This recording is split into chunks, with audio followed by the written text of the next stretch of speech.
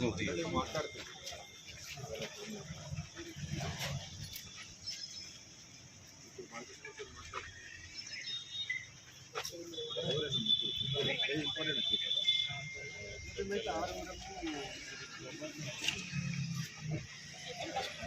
చూస్తూ ఉంది. ఈరోజు కూడా బెయిల్ పిటిషన్ రేపటికి వాయిదా వేయడం జరిగింది. ఈరోజు ప్రభుత్వం అక్కడున్న పబ్లిక్ ప్రాసిక్యూటర్ స్పెషల్గా అపాయింట్ చేసి ఆయన కౌంటర్ వేయకుండా రేపటికి వాయిదా పెట్టిండు. ప్రభుత్వం కావాలని చెప్పేసి ఆయన హరాస్మెంట్ చేసి బెయిల్ రాకుండా చూస్తూ ఉంది.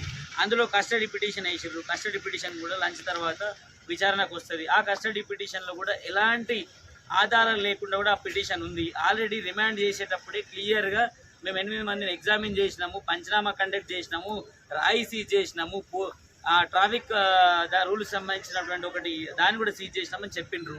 సో ఇప్పుడు సీజ్ చేయడానికి కానీ, ఆయన కస్టడీ తీసుకోవడానికి కానీ, ఆయన విచారించడానికి